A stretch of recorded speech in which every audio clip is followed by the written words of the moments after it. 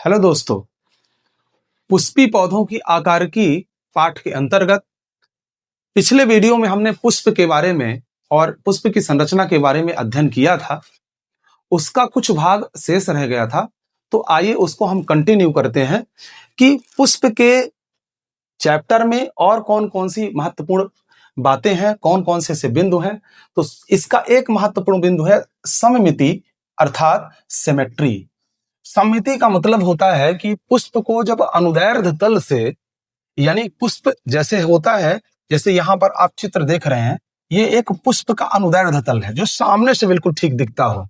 तो उस तल से यदि उसको काटें तो यह समान दो भागों में विभाजित हो जाए, अर्थात इसके दोनों जो भाग होते हैं वह एक दूसरे की कार्बन कॉपी प्राप्त हो। इस स्थिति को हम सममिति या सिमेट्री कहते हैं। तो आइए पुष्प में देखते हैं कितने प्रकार की समिति होती है। सममिति के आधार पर पुष्प दो प्रकार के होते हैं। एक वो पुष्प जिनमें समिति पाई नहीं जाती है, तो ऐसे पुष्पों को हम असममित पुष्प कहते हैं, असिमेट्रिकल फ्लावर कहते हैं। और जिनमें समिति पाई जाती है उन्हें सममित पुष्प या सिमेट्रिकल फ्लावर कहते हैं। तो अब जो सिमेट्रिकल फ्लावर होते हैं, यानी सममिति वाले जो पुष्प होते हैं, उनमें दो प्रकार की समितियां मुख्य रूप से देखने को मिलती है। एक होते हैं अरीय सममिति, जिसको हम त्रिज्या सममिति भी बोलते हैं। इसी को रेडियल सिमेट्री भी बोलते हैं। तो आइए सबसे पहले समझते हैं कि ये अरीय समिति या त्रिज्या समिति क्या होती है।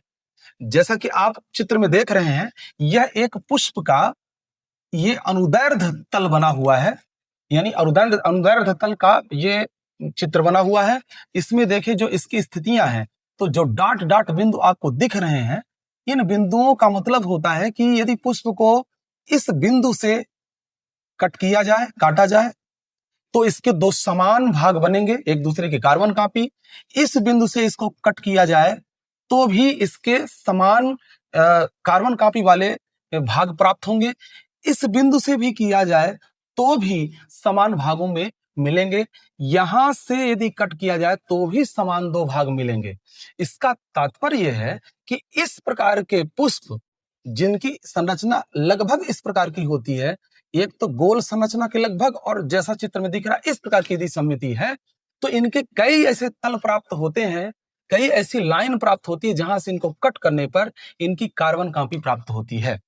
तो इस प्रकार के जो पुष्प होते हैं, यह सरसों, धतूरा और गुड़हल जैसे पौधों के पुष्पों में प्राप्त होते हैं। दूसरी स्थिति को देखें, यानी दूसरी जो समिति होती है वह एक व्यास समिति है। इस एक व्यास समिति को हम द्विपार्श्व समिति भी कहते हैं। और इस समिति खास बात क्या है, इस चित्र में देखिए। इस चित्र में आपको दिख रहा है एक पुष्प का अनुदैर्ध्य भाग दिख रहा है। तो इसमें केवल एक ऐसा तल है जहां से आपको संकेतित किया गया है ये डॉट डॉट लाइन से। तो ये केवल इसका एक तल है जहां से इसको कट करने पर इसकी दो कार्बन कॉपी प्राप्त होगी। इसके अलावा यदि हम सोचें कि यहां से इसको कट किया जाए तो दो असमान भाग बन जाएंगे, यदि यहां से कट किया जाए तो भी असमान भाग प्राप्त हो जाएंगे। इसका मतलब है केवल इस प्रकार के पुष्पों में केवल एक प्रकार की ऐसे तल है, ऐसा तल है जहां से इसको कट करने पर इसकी कार्बन कॉपी प्राप्त होती है। तो इस प्रकार का जो पुष्प है वह पुष्प मटर, सेम, गुलमोहर जैसे पौधों के पुष्पों में प्राप्त होता है। इसी क्रम में पुष्प के बारे में एक बिंदु हम और नोट कर लेते हैं, एक बिंदु हम और पढ़ लेते हैं, सहपत्र या व्रैक्ट। अब सहपत्र क्या चीज होता है? जो पुष्प होता है, पुष्प का पुष्प वृंत, जिसके बारे में हमने पिछले वीडियो में पढ़ा है। पुष्प वृंत जो होता है, जैसे ये पुष्प है, एक व्रांच लगी है, एक शाखा है और इससे लगा हुआ एक ये पुष्प है। पुष्प का जो पुष्प वृंत होता है, अर्थात ये जैसे पुष्प है, ये हम मान लें कि ये एक पुष्प है, और पुष्प का जो पुष्प वृंत होता है, उस पुष्प वृंत से पत्ती नुमा संरचना के रूप में कुछ संरचना यहाँ पे दिखाई देती है, पत्ती जैसी संरचना के रूप में। उन्हें हम क्या कहते हैं? व्रैक्ट कहते हैं या सहपत्र कहते हैं। तो जिन पुष्पों में सहपत्र पाए जाते हैं उन्हें हम सहपत्री कहते हैं, और जिन पुष्पों में सहपत्र नहीं पाए जाते उनको सहपत्रिका विहीन कहा जाता है। यानी उन पुष्पों को हम जिनमें सहपत्र पाए जाते हैं उनको वैरेक्टेड के नाम से जानते हैं, और जिनमें सहपत्र नहीं पाया जाता उनको हम इब्रैक्टेड के नाम से जानते हैं। तो इस प्रकार से यह सहपत्र की बात हो गई। और अब हम थोड़ा सा आगे बढ़ते हैं, और एक बहुत महत्वपूर्ण बिंदु है जिसका हम अध्ययन करते हैं। वह बिंदु क्या है? पुष्पीय अंगों का निवेशन। निवेशन का मतलब होता है विन्यास।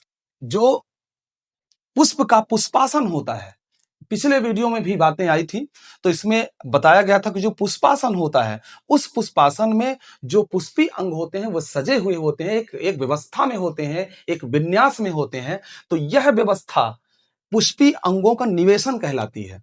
तो इस निवेशन में पुष्प कितने प्रकार के होते हैं, या यूं कहें कि जो पुष्पासन पर पुष्पी अंगों का निवेशन है वह कितने प्रकार का होता है, तो आइए समझते हैं क्रमिक। यह निवेशन जो होता है मुख्य रूप से 3 प्रकार का होता है। तो इसमें पहला निवेशन क्या है? अधोजायांगता, जिसको हम हाइपोगाइनस कहते हैं, परिजायांगता जिसको हम पेरिगाइनस कहते हैं, और अधिजायांगता जिसको हम एपिगाइनस कहते हैं। तो ये 3 प्रकार की जो ये निवेशन की स्थिति है पुष्पों की, इस निवेशन की स्थिति को आइए और थोड़ा सा विस्तार से समझने की कोशिश करते हैं। तो चलिए समझते हैं। यदि पिछला वीडियो आपने हमारा देखा है तो बहुत अच्छी बात है, यदि नहीं देखा है तो उसको देख लीजिए, और देखने के पश्चात पुष्प के सभी अंगों को यदि समझ लेते हैं, यथार्थ स्थिति में समझ लेते हैं, तो आपको मेरा ख्याल है कि ये वीडियो बहुत अच्छा लगेगा भी और अच्छे से समझ में भी आएगा। तो अब यहाँ पर ये पुष्पासन है, यहाँ देखिए आप, ये पुष्पासन है, ये पुष्पवृंत है, ये पुष्पासन है। तो पुष्पासन जब कैसा हो? उभरा हुआ हो, यानी उत्तल की व्यवस्था। यानी पुष्पासन हमारा कैसा हो? यदि किसी पुष्प का पुष्पासन यदि उभरा हुआ हो या उत्तल जैसा हो, उभार युक्त हो, तो ऐसे पुष्पासन पर जो अंडाशय होता है, ये दूसरा पॉइंट क्या है? ये अंडाशय है। तो अंडाशय जो होता है इसके शीर्ष पर स्थित होता है। सबसे ऊपर कौन सा भाग होता है? अंडाशय। अंडाशय किस पुष्पी अंग का भाग होता है? तो आपको ये पता होना चाहिए, अंडक का भाग होता है, यानी स्त्री केसर का भाग होता है। तो स्त्री केसर का जो अंडाशय भाग होता है, यह अंडाशय कहाँ स्थित होता है? जब पुष्पासन उभरा हुआ हो या उभार युक्त हो, तो इस उभार के शीर्ष पर स्थित होता है कौन? ये अंडाशय। और जब इस प्रकार की अंडाशय की स्थिति होती है, तो इस प्रकार के अंडाशय को हम ऊर्ध्ववर्ती या सुपीरियर ओवरी के नाम से जानते हैं, या ऊर्ध्ववर्ती अंडाशय के नाम से जानते हैं। अब इस स्थिति में बाकी पुष्पीय अंग कहाँ होते हैं? तो बाकी पुष्पीय अंग जो पुष्पासन पर स्थित हैं, वह अंडाशय से थोड़ा नीचे स्थित होते हैं। इस प्रकार का जो निवेशन है यह अधोजायांगता कहलाता है, और इसका बढ़िया उदाहरण आपके आसपास ही है, सरसों और गुड़हल का फूल। इसमें अधोजायांगता या हाइपोगाइनस की व्यवस्था पाई जाती है। दूसरा यदि हम देखें, परिजायांगता। परिजायांगता मतलब होता है पेरिगाइनस। जो पेरिगाइनस की स्थिति होती है, यानी परिजायांगता की जब बात आती है, तो इसमें क्या बातें होती हैं? देखिए, तो इसका जो अंडाशय होता है लगभग समतल या थोड़ा सा दबा हुआ होता है। यानी इस अंडाशय को यदि हम अलग से बनाने की कोशिश करें तो ये लगभग ऐसा होता है। ये इसका जो पुष्पासन है, अंडाशय नहीं सॉरी, तो इसका जो पुष्पासन होता है, इस पुष्पासन की यदि संरचना की बात करें तो लगभग ये समतल होता है। इस प्रकार का ये स्थिति होती है, समतल होगा या थोड़ा सा दबा हुआ होता है। तो इस प्रकार का जो पुष्पासन होता है, इस पुष्पासन में जो अंडाशय होता है और जो पुष्पी अंग होते हैं वो लगभग समकक्षीय व्यवस्था में होते हैं। कहने का तात्पर्य कि इस प्रकार का जो पुष्पासन है वह लगभग समतल होता है, और जो अंडाशय तथा शेष पुष्पी अंग होते हैं वो लगभग समतल व्यवस्था में होते हैं, समकक्षीय व्यवस्था में होते हैं। तो इस प्रकार के अंडाशय को हम क्या कहेंगे? आधा अधोवर्ती अंडाशय। जो अंडाशय की स्थिति होगी उसको हम क्या कहेंगे? आधा अधोवर्ती अंडाशय। तो अब ये जो व्यवस्था है यह गुलाब में पाई जाती है। यह व्यवस्था कहां पाई जाती है? गुलाब में पाई जाती है।